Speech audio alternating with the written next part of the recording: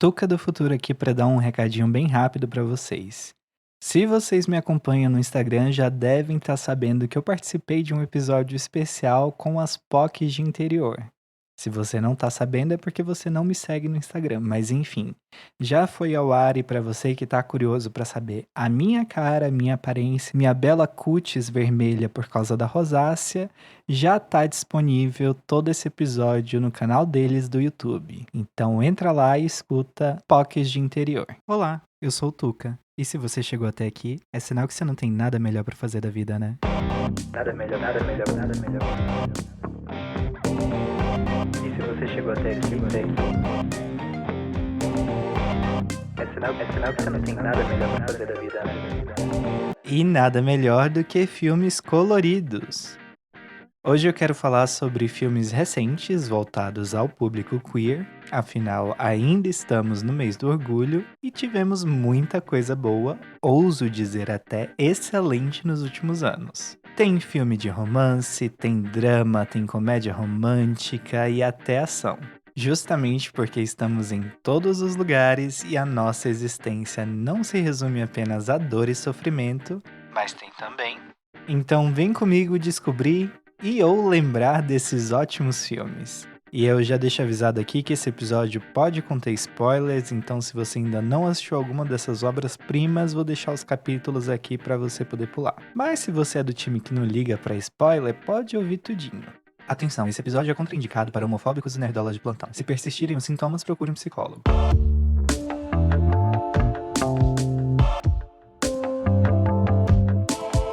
Hoje eu quero voltar sozinho, é de 2014 e é o primeiro grande filme que eu vou falar hoje.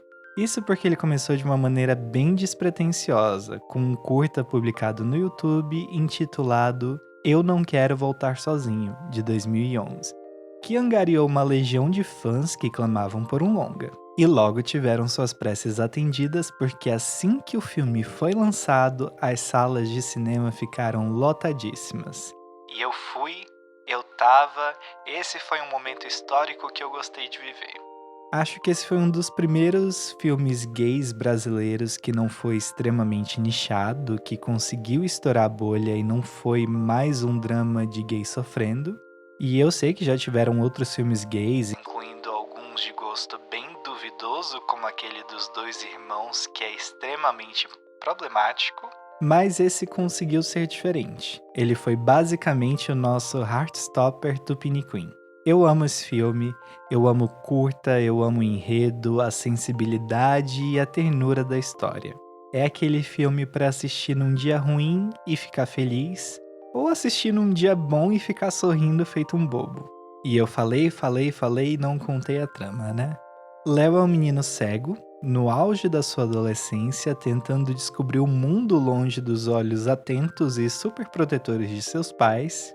Ele tem uma melhor amiga, Giovanna, que faz tudo por ele. É ela quem defende ele dos bullies da escola, que o acompanha até em casa todos os dias, quase como uma irmã mais velha. Mas tudo muda quando Gabriel, um novo aluno, chega em sua classe. Os três logo se tornam amigos, e graças a um trabalho de história em dupla, Léo e Gabriel começam a se apaixonar. É interessante ver o desenrolar sutil e ao mesmo tempo caloroso desse amor. É um filme coming of age, um dos melhores na minha opinião, e apesar de ser voltado para o público adolescente, é exatamente o que eu gostaria de ter visto e vivido quando chofem.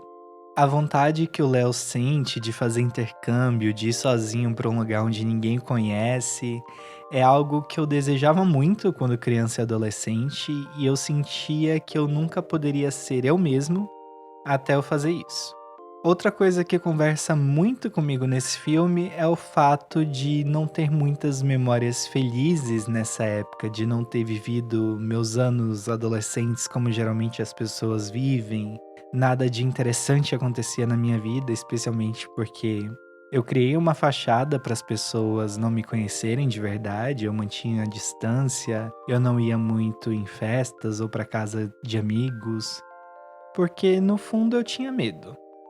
Medo do julgamento, de ser expulso de casa e tudo mais. Mas enfim, Hoje Eu Quero Voltar Sozinho é espetacular na forma como ele constrói esse romance, em como ele tenta se distanciar dos paradigmas e estereótipos que nós estamos acostumados a ver.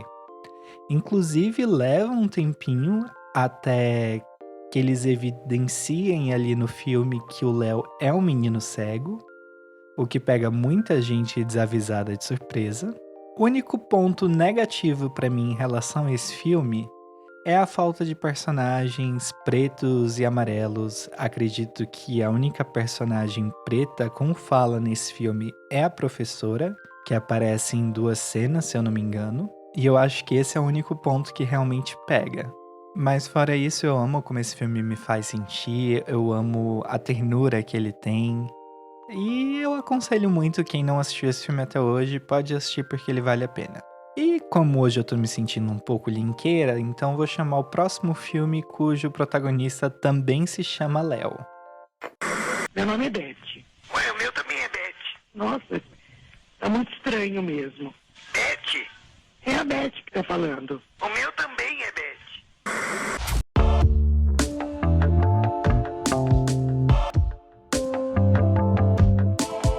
Close é um filme francês de 2022 que foi indicado ao Oscar de melhor filme internacional. E é um filme que vai te fazer chorar nos primeiros 20 minutos.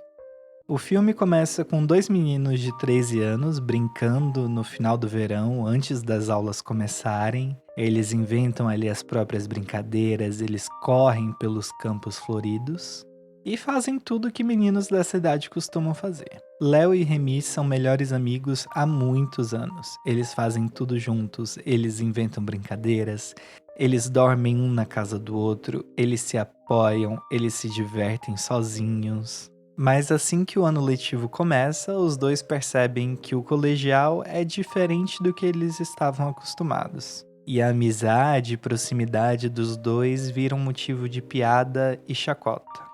O filme é fantástico ao apresentar essa amizade dos dois em sua plenitude logo no início e dia após dia mostrar como aquele ambiente faz com que eles mudem.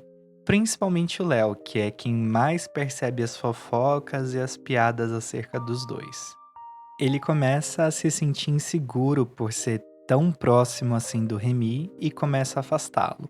Ele faz novas amizades, ele começa a treinar rock e evita de estarem sempre juntos. Se antes eles não tinham problema nenhum em demonstrar afeto, deitar no colo um do outro, apoiar a cabeça no ombro um do outro, ou até mesmo dividirem a cama quando eles dormiam na casa um do outro, agora o Léo pensa 2 vezes antes de se aproximar do Remy. Ele inclusive começa a sair mais cedo de casa só para eles não pedalarem juntos até a escola. E esse afastamento, essa frieza faz com que o Remy se revolte. Por conta disso, eles acabam brigando na escola, na frente de todo mundo. O Remy acaba tendo um ataque ali de fúria, de raiva, por todas as coisas que estavam acontecendo, por tudo tá mudando ao mesmo tempo e ele não tá entendendo o que estava acontecendo. E ele acaba tirando a própria vida. Eu falei que esse filme ia te fazer chorar. O Remy não deixa nenhum tipo de bilhete ou explicação que justifique o que ele fez. Mas eu entendo porque ele fez isso. Foi por perder a única pessoa que ele tinha em sua vida, a única pessoa que ele podia confiar, o único amigo com quem ele podia ser ele mesmo, sem medo do julgamento ou represália. Seguido a isso, vemos Léo lidando com toda essa situação. Vemos ele passando pela negação, depois fingindo que tá tudo bem, desmoronando, se culpando pelo que aconteceu e tentando se reconstruir. É um filme triste, é um filme difícil justamente por causa disso, mas ao mesmo tempo é um filme lindo de se assistir. As atuações são impecáveis, principalmente a do Léo. Ele consegue passar cada fração de sentimento através de um olhar ou de um aceno de cabeça, e é raro ver algo desse tipo. Esse filme não tem muitas falas expositivas ou muitos diálogos, inclusive. As conversas que acontecem no filme são coisas ali mais amenidades. mas ele consegue transmitir toda a mensagem em ações, em posicionamento de corpo, em posicionamento de câmera. Inclusive, quase todas as cenas desse filme são filmadas em close, que é o nome dele.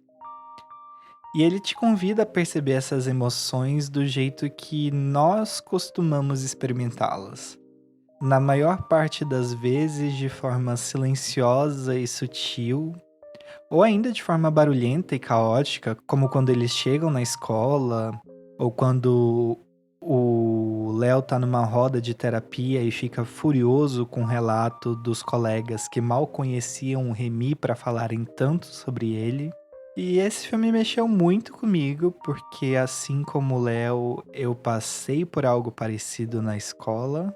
Até a 5ª série eu estudava numa escola católica onde o bullying reinava solto, principalmente vindo das crianças mais velhas. Então eu sei o quão difícil é ouvir aquelas palavras e ter que reprimir a personalidade, o jeito que a gente vê o mundo para tentar se encaixar e tentar sair ileso de todo esse ódio gratuito e da brutalidade que é o ambiente escolar. Ainda assim, esse filme, ele consegue ser muito bonito, ele tem momentos muito contemplativos, e é impossível você não assistir o filme e não se conectar com ele, mesmo que você seja uma pessoa hétero, eu acho que você vai conseguir se conectar com aqueles personagens ou com os pais deles, enfim. Tudo isso é muito bem explorado pelo roteiro do filme e pela atuação, pelos atores. Tudo muito bem trabalhado. E se você quiser assistir Close, ele está disponível na Netflix. E já que estamos nesse ambiente escolar, vamos para o ensino médio junto dela.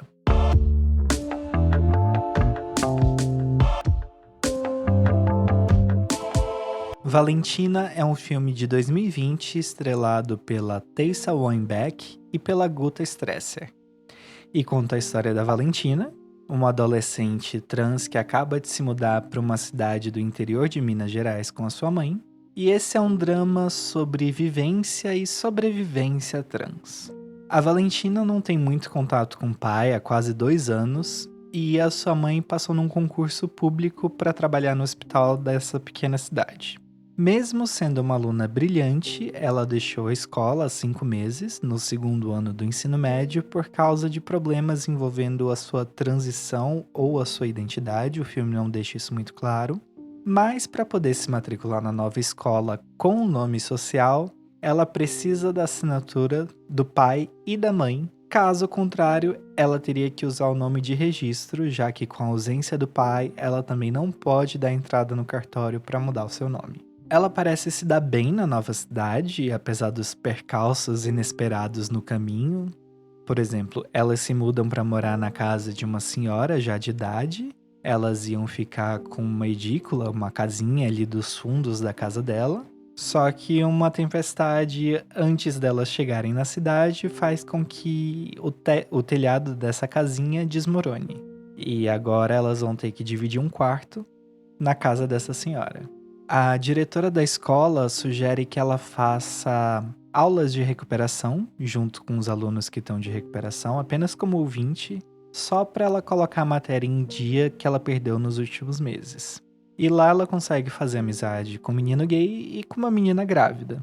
Ela acaba ajudando os dois nas matérias que eles têm dificuldade e uma bela amizade surge.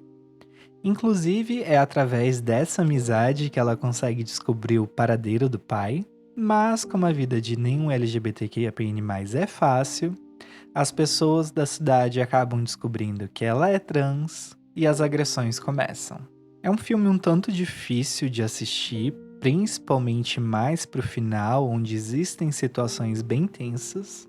As atuações são boas na maior parte do tempo, especialmente da Thaísa e da Guta. E eu acho que vale a pena assistir, porque ele termina em um tom ali mais agridoce de superação.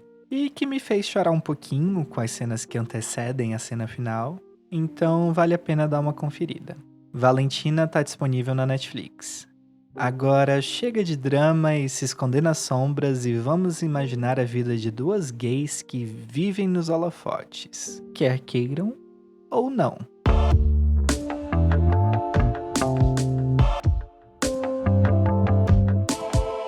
Vermelho, Branco, Sangue Azul é uma comédia romântica de 2023 adaptada do livro homônimo de Casey McKinston e imagina o que aconteceria se o filho da presidente dos Estados Unidos se apaixonasse pelo herdeiro do trono britânico. Eu preciso confessar duas coisas antes de continuar. A primeira é que eu tinha um pouco de preconceito com esse filme por serem duas padrões ricas e herdeiras se apaixonando. E a segunda é que eu não sou muito fã do gênero Enemies to Lovers. Mas, apesar de tudo isso, o filme conseguiu me surpreender em diversos momentos. Ele conseguiu me tirar algumas risadas e também me deixou torcendo pelo casal.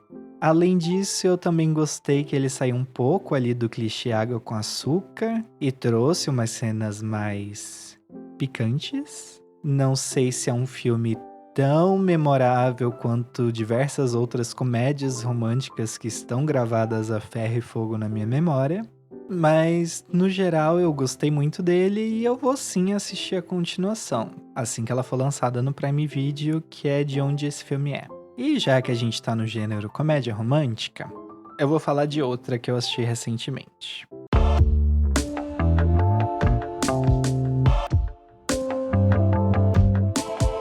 Bros é uma comédia romântica de 2022 que eu tinha preconceito também. Quando eu assisti o trailer, eu pensei: mais um filme sobre duas padrões brancas se apaixonando.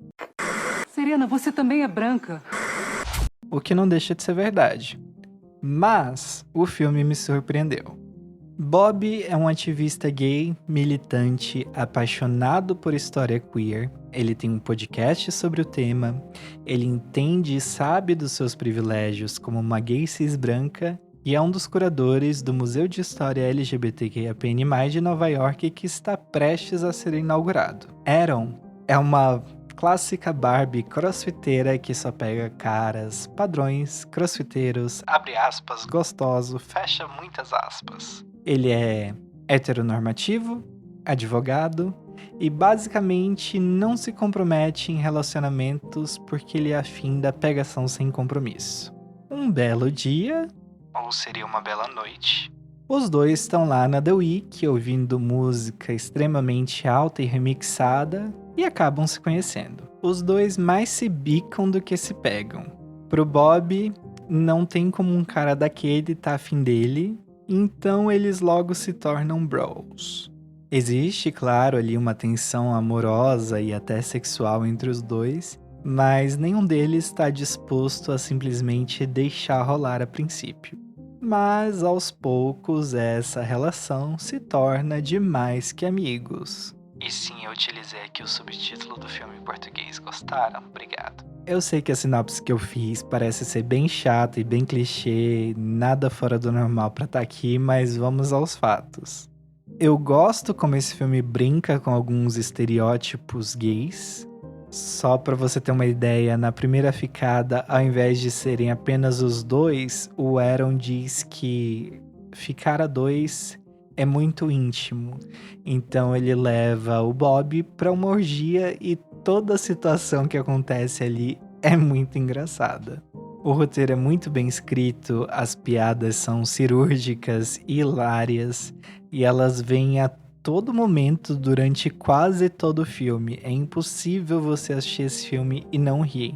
E a graça tá justamente porque foram piadas escritas por pessoas LGBTQIAPN+, ou seja, são piadas feitas para nós, que satirizam desde situações cotidianas, como tentar atravessar a balada cheia e ser impedido por um grupo de pessoas que está dançando Vogue, até satirizar personalidades históricas e famosas, dizendo que há indícios que Da Vinci e Abraham Lincoln eram LGBTQIAPN+, por exemplo. Inclusive, esse filme tá recheado de sátiras, de referências. Tem uma várias, na verdade, muito engraçadas aos filmes da Hallmark. Pra quem não sabe, Hallmark é aquela marca de cartões postais que nos últimos 15 anos, mais ou menos, resolveu abrir um canal de televisão e investir em filmes românticos, em comédias românticas, talvez nem comédias, talvez só romances mesmo, aqueles dramas bem água com açúcar, bem mela cueca, bem chinfrim. E são filmes horrorosos e, mais recentemente, eles começaram a fazer também esses romances bem chinfrins LGBTQIAPN+. Então o filme brinca muito com isso e é engraçado de se ver. Inclusive tem uma participação especial da Debra Messing como ela mesma no filme e toda essa sequência é simplesmente genial. Telequeer 2000. Explicando para as novinhas, Debra Messing é a estrela da sitcom Will and Grace, uma das primeiras séries abertamente gays da televisão, que foi ao ar de 98 a 2006. Pelo menos uma das primeiras onde ser gay não era apenas desgraça, mas também luxo, comédia e glamour. E se você gosta e endeusa Friends, vai assistir o Will and Grace, que é muito melhor. Além disso, o filme não se limita apenas às duas gays principais, temos representatividade trans, não binárias, pessoas bi, lésbicas, pessoas pretas e amarelas. E uma outra coisa também que eu achei genial nesse filme é que até os papéis heterossexuais do filme são interpretados por pessoas gays. Basicamente, os atores héteros que aparecem no filme ou são aliados ou são easter eggs. Por exemplo, a Debra Messing, que é ambos. E também tem uns easter eggs que aparecem ali no finalzinho do episódio. Sério, não deixem de assistir esse filme. Essa é a primeira comédia romântica LGBTQIAPN+, que trouxe aquele nível de excelência que nós estávamos esperando há muito tempo. E eu sei que tiveram diversas outras comédias românticas LGBTQIAPN+, nos últimos anos, mas elas são só ok na minha opinião. Essa daqui ela conseguiu elevar ali pra trazer a comédia, trazer o romance, fazer as duas coisas se casaram muito bem. E é isso, esse filme se tornou um dos meus favoritos, então por favor assistam e comentem o que vocês acham. E já que estamos no tópico gays brancas, vamos chamar aqui o último filme de gays brancas.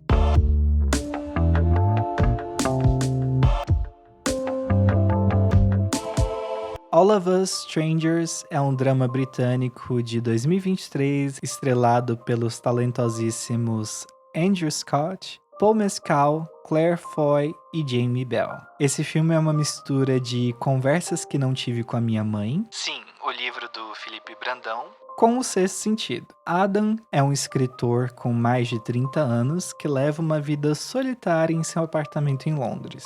Os seus pais faleceram quando ele tinha apenas 12 anos de idade e por conta disso, ele nunca chegou a ter uma conversa com ele sobre quem ele realmente era. Ao tentar escrever sobre os pais, ele embarca numa jornada para o passado. Todos os dias ele pega o trem para o subúrbio e visita a casa que morou quando era criança e vê os seus pais ali do jeitinho que ele se lembrava deles. Onde eles conversam sobre tudo que não falaram durante todo esse tempo. Paralelamente a isso, ele conhece seu vizinho de prédio, Harry. Os dois são os únicos moradores do prédio recém-inaugurado. E o que dois viados fazem quando estão sozinhos? Exatamente, se apaixonam. Pensou que eu ia falar outra coisa, né? Esse filme me fez chorar em diversos momentos. Ele é um filme obrigatório para toda pessoa queer.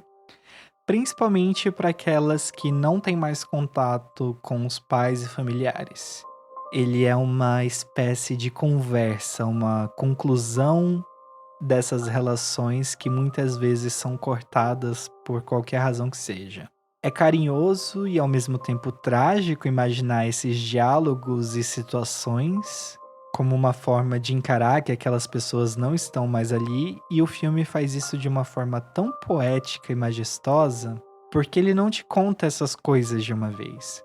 Você vai descobrindo aos poucos o que está acontecendo, e se tiver um olhar mais atento, você vai conseguir ver as coisas antes delas acontecerem. Primeiro vemos o Andrew em seu apartamento e conhecendo Harry. E depois vemos ele visitando o que parece ser a sua casa da infância e sendo convidado por um casal que aparenta ter a mesma idade que ele a entrar. Mas aí você pensa, pode ser um irmão e a esposa, ou a irmã e o marido, ou conhecidos, ou até mesmo atores que ele pagou para interpretar os seus pais. Mas não é nada disso. É a sua imaginação, alucinações, ou talvez os espíritos de seus pais. O filme brinca com esse conceito o tempo todo em tentar te fazer adivinhar o que está acontecendo e para depois te dizer o que é de verdade. E o nome do filme não poderia ser mais perfeito, porque ele trata exatamente sobre estranhos que se conhecem. O Andrew nunca teve a chance de realmente conhecer os seus pais, de conversar com eles no mesmo nível, assim como eles não tiveram a chance de conhecer o filho, de vê-lo crescer, de se tornar um homem. Do outro lado, vemos Andrew e Harry, que são dois estranhos se apaixonando, sem saber de onde o outro veio, quem são seus pais, quais traumas eles carregam. E esse filme me deixou pensativo e me fez chorar um pouco em diversos momentos, como eu já falei. As atuações são impecáveis, o roteiro é fantástico e eu recomendo muito, muito, muito esse filme. E pensar que no último episódio eu meio que dei um spoiler sobre esse filme quando eu falei de E se fosse verdade. Quem ouviu o último episódio pode saber do que eu tô falando. Mas vou deixar aberto aqui só para quem tá acompanhando os episódios que vai entender. Todos Nós Desconhecidos está disponível no Star Plus, muito em breve Disney Plus. E como ele usou bastante dessa imaginação, agora a gente vai para o último filme dessa lista, que eu acho que vocês não estão preparados, não estão esperando por isso.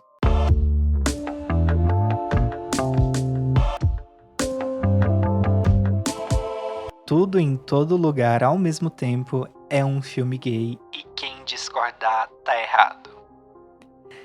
Ele é um filme gay primeiro por ser extraordinariamente camp, mas principalmente pelo subtexto e também pelo texto do filme. Na trama, Evelyn é uma mulher asiática, imigrante de meia-idade que está insatisfeita com a sua própria vida. Ela e o marido Ryan vivem num apartamento pequeno acima da lavanderia que os dois possuem. Ela se sente sugada pelo trabalho, por ter que cuidar da família, por ter que cuidar do pai idoso, do marido um pouco imaturo e da filha Joy, uma jovem adulta lésbica. Além de tudo isso, eles ainda estão com problemas com a Receita Federal. Mas esse é o menor dos problemas, já que tudo está prestes a desmoronar quando uma versão alternativa de seu marido, vindo de outro universo, aparece em sua vida e fala que ela é a escolhida, a única capaz de impedir um ser multiversal que quer destruir todas as realidades. Não tem como negar que todo o enredo desse filme ressoa com a comunidade LGBTQIAPN+. Toda a dor que a Joy sente é um reflexo de tudo que ela já viveu, o medo, a angústia, a ansiedade de não ser plenamente aceita pela mãe e pela família, já que o avô dela até hoje não sabe que ela é uma mulher lésbica e que ela tem uma namorada e tudo mais. E tudo isso se acumula e corrói ela até um ponto quase irreversível, onde ela pensa que acabar com tudo, com todos os multiversos, é a melhor alternativa para não ter que sentir toda essa dor. Assim como Remy, em Close, ou como Harry, em All of Us Strangers, acabam fazendo. Tudo em Todo Lugar merece cada prêmio que recebeu, porque além de ser um filme excelente, ele consegue conversar com muita gente. Ele traz esses recortes de forma tão sutil e inovadora, disfarçada de um filme de ação / ficção científica, que é impossível não gostar. Ele tem o recorte da Evelyn, que se sente farta, insatisfeita com o rumo que a vida dela tomou. Tem o recorte do Ryan, que vê tudo ao seu redor mudar e dar errado, mas mesmo assim não perde o senso de humor ou a inocência. O da Joy, que traz um recorte lésbico, filha de imigrantes, descendente asiática, e até mesmo do avô, que representa o quão antiquados os costumes podem ser. Mas mesmo assim é possível romper com a tradição quando necessário. Tem também o recorte até mesmo da fiscal da Receita, que é interpretada pela maravilhosa Jamie Lee Curtis, que se sente uma pessoa inadequada e incapaz de ser amada e por isso ela se torna amargurada com todos à sua volta numa tentativa de se proteger de algo que ela nunca pode ter. São muitos subtextos que dá para tirar desse filme, mas a força motriz por trás do roteiro é a vivência de uma pessoa queer. É tudo o que acontece com a Joy por causa da mãe dela, mesmo que de outra realidade, e como tudo ali caminha para que ela consiga se tornar aquele ser multiversal e queira acabar com tudo justamente por causa disso. E se você quiser assistir esse filmaço, ele tá disponível somente para compra ou aluguel nas plataformas.